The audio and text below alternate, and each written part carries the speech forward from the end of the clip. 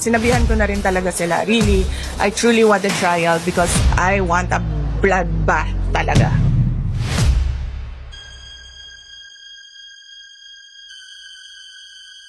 Bad shot na yun sa akin.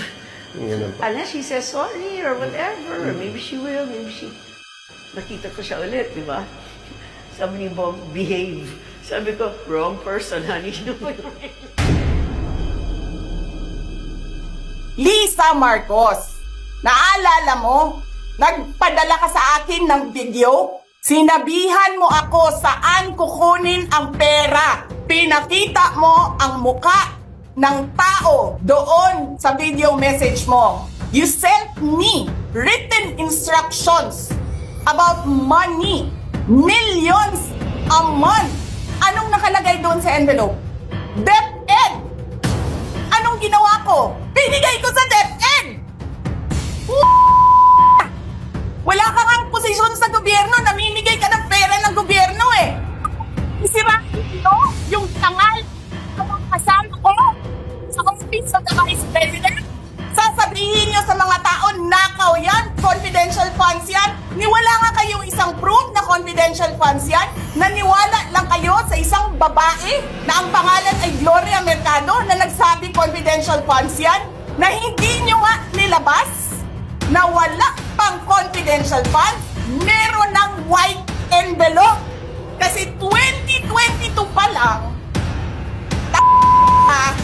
may utos na ng pera sa DepEd. Tapos kami yung nagsisinungaling? Nagpipigil ako eh.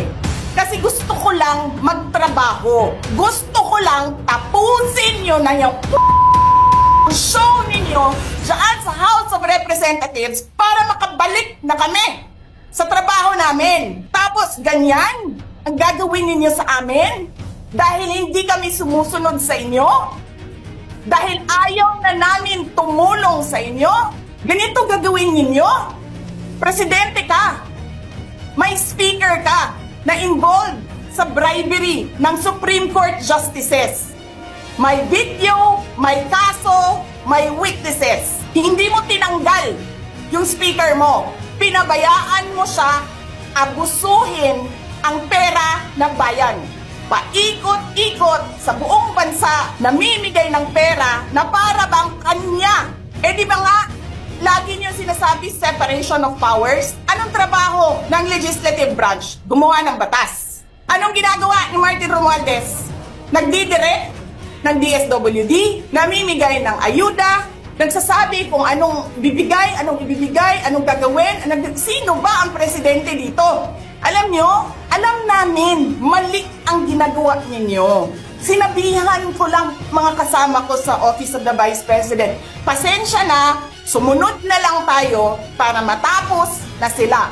Nagulat ako kasi merong mga lumapit na miyembro ng House na humihingi. Hinihingi nila yung parte ng 5 billion na budget. Magkano ba ang amin dyan? Magkano ba ang amin dyan?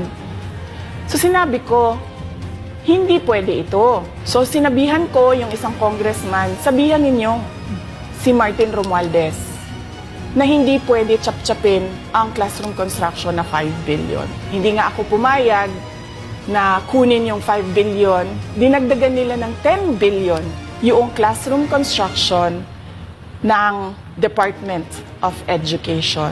Yung 10 billion na yon hindi kontrolado ng Department of Education. Controlled yon ni Congressman Zaldico at Congressman Martin Romualdez. Hindi ko na kailangan ng corroborative witness dito dahil makikita niyo yon sa papel. Makikita ng taong bayan yon sa papel. Net, 5 billion. Lumabas ang budget approved, 15 billion.